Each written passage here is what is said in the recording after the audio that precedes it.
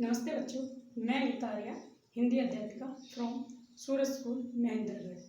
आज मैं आपको करवाऊंगी कविता 3 जो रसखान जी के सवैये हैं। ठीक है, रसखान जी ने जैसे कबीर के दोहे प्रसिद्ध है, मीरा के पद प्रसिद्ध है, उसी तरह रसखान जी के क्या है, सवैये प्रसिद्ध है। तो पहले मैं आपको रसखान जी के बारे में थोड़ा सा बता देना चाहती हूँ। रसखान जी का जन्म सन 1533 में हुआ था। आपकी बुक में 1548 दिया हुआ है, लेकिन इनका जन्म हुआ था 1533, बिल्कुल सही है। 1533 में हुआ था। ये दिल्ली के निकट के रहने वाले थे। इनके बचपन का नाम सैयद इब्राहिम था, बाद में इनका नाम रसखान पड़ा था। बचपन में इनका सैयद इब्राहिम था। और इन्होंने जो अपनी दीक्षा ली थी, एक होती है शिक्षा, एक होती है दीक्षा। शिक्षा हम देने वाला हमें अलग गुरु होता है, दीक्षा देने वाला अलग हो सकता है। तो इन्होंने दीक्षा ली थी गुरु विट्ठलनाथ जी से। विट्ठलनाथ कौन थे?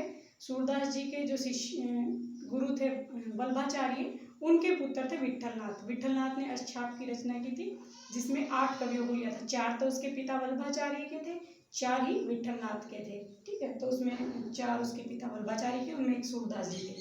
सूरदास जी के बारे में तो आप लोग सब जानते हो, जिन्होंने कृष्ण जी के ऊपर सबसे अधिक लिखा है। कृष्ण भक्ति के सबसे बड़े कवि कौन थे? सूरदास जी। तो इन्होंने किनसे दीक्षा ली थी? विट्ठलनाथ जी से।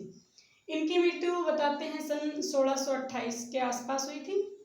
ठीक है, ये ब्रज भाषा के बहुत बड़े कवि माने जाते हैं। इन्होंने कृष्ण जी के ऊपर बहुत अधिक लिखा है, ब्रज भाषा का इन्होंने प्रयोग किया है। इन्होंने इनकी रचनाएं हैं, रसखान की जी की है, अष्टयाम, प्रेम वाटिका, दान लीला, अष्टयाम, ये इनकी प्रमुख रचनाएं हैं। और इन्होंने अपनी जो भाषा का प्रयोग किया है, शब्दों का, सरल शब्दों का प्रयोग किया है। और सबसे अधिक इन्होंने ब्रज भाषा पर ही अपना मतलब जो इनका क्षेत्र रहा वो ब्रज भाषा का ही रहा। ब्रज भाषा पर सबसे अधिक इन्होंने लिखा है। ठीक है, तो ये कृष्ण जी के परम भक्त थे, कृष्ण जी से बहुत प्रेम करते थे। ठीक है, उनके प्रति इनके मन में बहुत अधिक श्रद्धा थी। तो उसी को लेकर इन्होंने ये जो कविता लिखी है कि कृष्ण जी का सानिध्य प्राप्त करना चाहते हैं, उनके समीपता पाना चाहते हैं कि मैं क्या करूं, श्री कृष्ण जी के साथ रहूं, उनके जहाँ पर उनका जन्म हुआ था वहाँ पर मैं जाऊं, उन चीज़ों से अपना जुड़ाव करूं, ताकि मैं कृष्ण जी को अपने अंदर महसूस कर सकूं। तो यहाँ पे ये कह रहे हैं, पहला पद्यांश है इसका, मानुष हो तो वही रसखानी, बसो ब्रज गोकुल गांव के गवारन। तो यहाँ पर कह रहा है कवि कि अगर मैं अगले जन्म में मानुष यानी कि मनुष्य बनूं, मानुष हो तो वही रसखानी, बसो यानी कि बसना, ब्रज गोकुल गांव के गवारन, गवारन मतलब गवालो, कि अगर मेरा मनुष्य का जन्म हो, अगर मैं अगले जन्म में मनुष्य का जन्म लूं, तो मेरा निवास कहाँ पर हो? ब्रज में जो है, ब्रज के जो लोग हैं, गोकुल में जो लोग हैं, वहाँ के जो गवाले हैं, उनके बीच में मेरा जन्म हो, मैं उनके बीच में रहूं, उनके बीच में मेरा निवास हो। ठीक है। दूसरा, जो पशु हो तो कहाँ बसो, मेरो चरो नित नंद की धेनु, धेनु थी गाय, मंझारन, मंझारन होता है मध्य। वहां पर आगे कह रहा है कवि रसखान जी कि अगर मेरा पशु का जन्म हो, अगर मैं पशु के जन्म में पैदा हूँ, तो कहाँ पर मेरा निवास स्थान हो?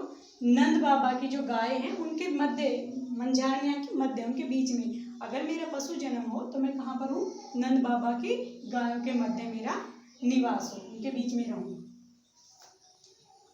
चरूं या चरने जाऊं उनके बीच में। ठीक है। पाहन हो तो वही गिरी, को जो कियो हरि छत्र पुरंदर धारण। पाहन यानी कि पत्थर बनो, गिरी यानी कि जो पर्वत है, हिमालय पर्वत, को कियो हरि छत्र पुरंदर धारण, जिसको श्री कृष्ण जी ने। ठीक है, यहाँ पर कह रहे हैं अगर मेरा पत्थर का जन्म हो, अगले जन्म में मैं पत्थर बनूं, तो मैं किसका पत्थर बनूं? उस हिमालय पर्वत का पत्थर बनूं जो श्री कृष्ण जी ने इंद्र का घमंड तोड़ने के लिए अपनी उंगली पर उठाया था, जिसको छतरी के रूप में धारण कर लिया था।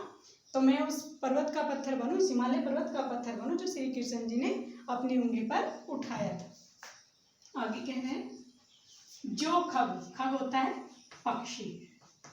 ठीक है, जो खग हो तो बसेरो करो, मिली कालिंदी, कालिंदी है यमुना नदी। ठीक है, कूल कदम की डारन। तो यहाँ पे कवि कह रहे हैं, जो खग हो तो बसेरो करो, मिली कालिंदी कूल कदम की डार। कदम है, कदम का एक पेड़ है, ठीक है। तो वहां पर कवि कह रहा है कि अगर मेरा पक्षी का जन्म हो, अगर मैं पक्षी का जन्म लूं तो मेरा बसेरा, मेरा निवास कहाँ पर हो, जो यमुना नदी के किनारे कदम का वृक्ष है वहां पर मेरा बसेरा हो। ठीक है, डारन मतलब वहां पर उनकी डालियों पर मेरा बसेरा हो, क्योंकि श्री कृष्ण जी से जुड़ी हुई है ये सब चीजें। तो कवि यहाँ पे कहना चाह रहा है कि अगर मैं मनुष्य का जन्म लूं तो कहाँ पर हूँ, गोकुल गांव के जो गवाले हैं उनके मध्य में लूं। अगर मैं पशु का जन्म लूं तो मेरा चरना, मेरा रहना कहाँ पर हो, मेरा निवास स्थान कहाँ हो, नंद बाबा की गायों के बीच में हो। अगर मैं पहाड़ बनूं, पत्थर बनूं तो मेरा किस पहाड़ का बनूं, किस पर्वत का बनूं, हिमालय पर्वत का, जो श्री कृष्ण जी ने इंद्र का घमंड तोड़ने के लिए अपनी उंगली पर उठाया था।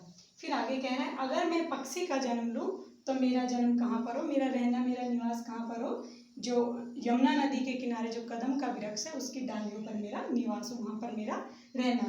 तो इस प्रकार से रसखान जी ये बताना चाह रहे हैं कि अगर मैं अगले जन्म में जो भी मेरा जन्म हो तो मेरा जन्म कहाँ कहाँ पे हो, मैं कहाँ पे रहना चाहता हूँ। ठीक है, तो इस तरह वो श्री कृष्ण जी के प्रति अपना प्रेम व्यक्त कर रहे हैं।